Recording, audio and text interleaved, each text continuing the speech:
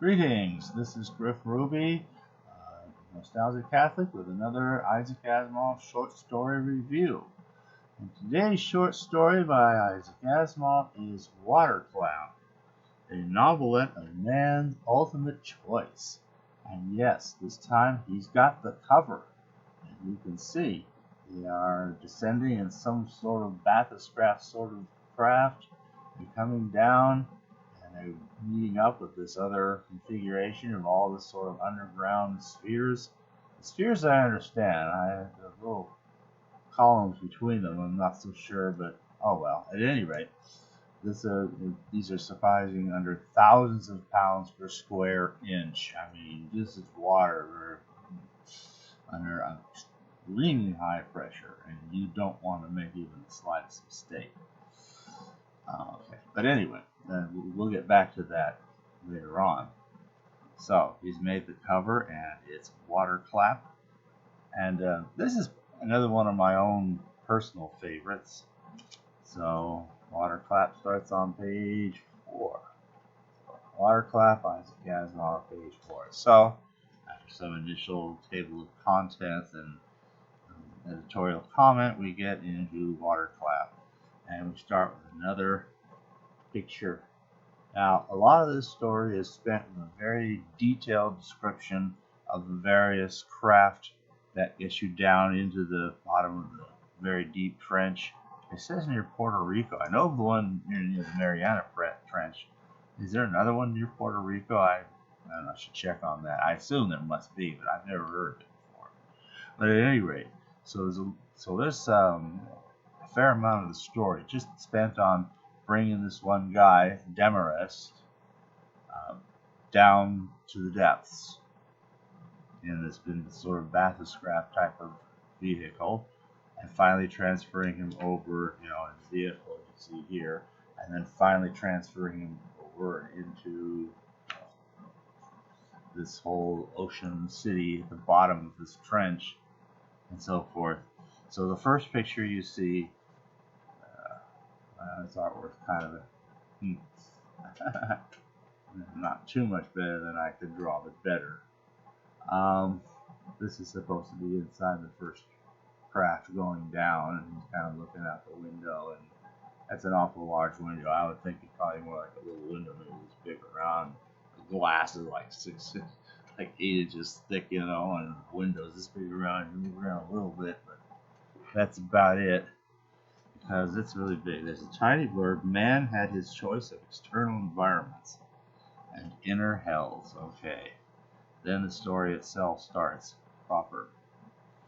Now, I think I'll just start by annotating a few small differences that I've caught. Apparently, it seems to be riddled with little differences that most of which don't really make a difference at all to the story or really matter.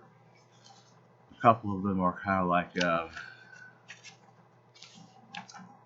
typographical type errors, or little oopsie errors. But at the start, we have there's some material added. In fact, the very third paragraph, the very third paragraph of the whole story. The original publication starts with, involuntarily, he thought of Ajax's prayer in Iliad. Make the sky clear, grant us to see with our eyes, kill us in the light, since it is thy pleasure to kill us. And by the way, anything that's supposed to be thought by Demarest is put in italics. Here's the thing here. So, there's my finger pointing. So, there's a lot of italics. Now, in the book, it has a different form. In the book, it is italics only turn up where there's some emphasis. It doesn't seem over like a title, and that's all. So here it has a whole different look. Other than the name Iliad for the book that it's coming out of, but already we've got something a little bit different, the historical background. It says, involuntarily, he thought of Ajax's prayer in Homer's Iliad. They were fighting over the body of Patroclus in the mist, and Ajax said, O Father Zeus, save the Achaeans out of this mist. Make the sky clear, grant us to see with our eyes, kill us in the light, since it is thy pleasure to kill us. There's a little additional background added here, which is kind of neat. So, most of the differences are more minor than that, or just kind of pulling stuff together a little bit. But there's a slightly larger change. Well, it's actually just a tiny spelling change. But let's see if we can find it. I've got it here. It's oily, it's oily, oily, oily. Let's see. Well, let's just show what's happening here. Damaris put his finger on the narrow and nearly invisible seam where door met wall. This is while he's going down in the bathyscaphe. He took it away and looked at it. He said, it's oily. And the person who's riding along with it, the person who drives the thing, says silicone. Silicone. It's not oily, it's silicone.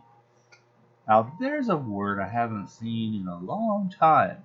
In fact, the last time we saw that word, it was in the story of the Talking Stone. And silicone was this rock-like being that consumed, I don't know, the radiations of uranium. And so silicone was a creature. It's like meeting up with an old friend in an unexpected place. But when they brought it into the book, they did away with the Y and they just made it silicon. It's oily, silicon. You lose something, I think, there. Towards the end, there's one place where, well, there'll be something called Project Big World. And for some reason, one of the references it has in the original magazine as Project Big Planet, which got changed to Project Big World, consistent with all the other places. Finally, we have one other piece of artwork. Now, this is the three of them inside the first and main sphere of the of that ocean world. So there's our guy, and then here's these two people who live there. You can see him, and then kind of lower down, you can see his face right there. His wife, Annette, and Bergson, and Damaris is there inside this first sphere. So let's see who does the artwork. It doesn't say. Interesting. Yeah, well, my drawing was that bad, I probably wouldn't put my name on it either. Okay. So, I've introduced what's different. Now let's get to the story itself. A lot of it is just spent, like I said, more than half with this very detailed description of the bathyscaphe that they use to get down to the depth, to talk of nuclear-powered bathyscaphes yet to come when they won't have to use ballast calls and stuff like that, and so forth. But that hasn't come yet, but that's coming one of these days. And then finally how they transfer over, and how the airlock between the two craft can take place under such extreme water pressure, and take place with a good measure of safety. And then finally they kind of get in there, they're introducing each other, they're involved with that, and he's kind of explaining life inside this ocean city, and maybe some comparisons with life in Luna City. It's brought out that Luna City recently had a accident, and there was also, in which 20 people lost their lives. That included a 14-year-old boy, because they were already having families on the moon. They'd been there 100 years, and 5 women. Whereas in the Ocean City, there's only 9 women out of 50 people there, and no babies except Bergen's own wife, Anne, is about to have a baby in a couple of months. So, which will be the first baby born in Ocean City, or indeed under the water in any ocean city. So apparently there's a lot more places that are not so deep down on the continental shelf and so forth. So all this nice discussion, and Demarest is, his involvement is safety. So he managed to get some arranged for some kind of a junket to go down. Well, you get the last part of the story where it's like, well, this has all been very nice, and see, there's got this one source of funding for both places, and the PPC, the project, it says somewhere, but anyway, it's one of these weird, you know, three-letter agencies, if you will. I couldn't tell whether it was distinctly of a nation or most nations. There's a comment here that says when you get under the water, your nations disappear. Well, yeah, some places can be kind of like that. I guess the moon is like that. Antarctica even is like that. It's not really its own nation because it's not a nation, but it's like all nations are active in there, and there's various trees by which everybody interacts with everybody else. A little bit complicated, but it works out as long as Antarctica is not really a major center of habitation per se. And Demarest has come down with a sinister plan. He wants, at the very least, if the people at Ocean City would please ask to make sure that they don't get any more money than Luna as a result of this accident. Sometimes you get an accident exactly when you need more support, you get less because it's like, well, we don't know, we trust these people out there.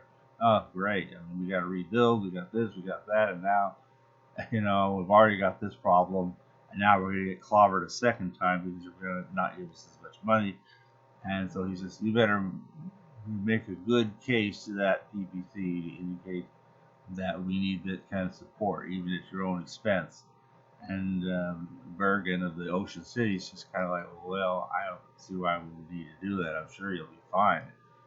We won't need to say anything. No. Finally, it turns out Demarest got a real plan, and it's what he really figured he'd be doing. And that is find some way to let the water, he knew what the way was, he had it all planned out. A way to make it fail such that the water will come in, and it would just come in all at once. And that Ocean City, there are no adequate doorways between one sphere and another capable of protecting. If one goes, they're all gone, and that's it. So, and they're all gone at once. I mean, it's just kabam. I mean, that water was just submerging in so fast. Hence the expression waterclap. I mean, even just operating the airlock, they have to drive out the tiny bit of moisture between the one door, the outer door, and the inner door. There's almost nothing in there, but there's still enough water in there. They need to drive it out by turning it into steam or pushing steam in there. It's not clear which they're doing. So that then, when you finally start opening it, the steam comes out and lets off immediately, and it's this, very little pressure differential. And then you can open up the door, and one door way have to both to get through. But until then, you got this, the water is still under many, tons per square inch. So that's what they have to do. And then when you are about to leave, and you close these doors up again, and you're getting ready to leave, you let the water from outside back in, and the water fills just this tiny sliver of area, but it still comes in with a bang. They call that a waterclap too. But we're talking the big one. So the suspense is tight. It's really strong. What's going to happen? And most importantly, and the people of Ocean City talk this guy out of doing what he's planning to do. It was a suicide mission. He knew he would die. He was ready for that. And they have to talk him out of that. And, that I won't spoil. That's, of course, the fun part of the story. It's adventurous, suspense, and all the way through because of all the lengthy detail of what you have to do and how you have to do these things under the sea and so forth. Gives you this terrible idea of the enormous high pressure there is there that, is always there. At the first crack of anything, you're looking at a huge waterclap that will smash everybody and everything in there in an instant. So just the atmosphere of that. It's a fascinating little story, and I just the whole environment of this, living under the sea could be kind of cool, but on the other hand, it's kind of scary because, you know, if you had something similar on the moon and something happens, say a meteorite punctures one part of it, you know, and maybe you lose all the gas there, it's easy enough to close off all the rest of the areas on the moon and keep them, you know, so you only lose the one place, you don't lose the whole colony. But down at the bottom of the sea, there's no great, powerful, thick door between one sphere and the next. Not enough to take that on. Nowhere near enough to take that on. Water gets in one, it gets in all. Bang! Through all of them like that. And probably that fast throughout, like, there's a whole bunch of these spheres down there. So, just like that. So, it, you know, one mistake and it could go very bad for everybody. Anyway, that's the story, and I think it was a fun read, and I can recommend it to anybody. And it's also kind of neat to see him finally again make the cover. It's a good cover. So, very good cover, I think. That's so good. Thanks for listening.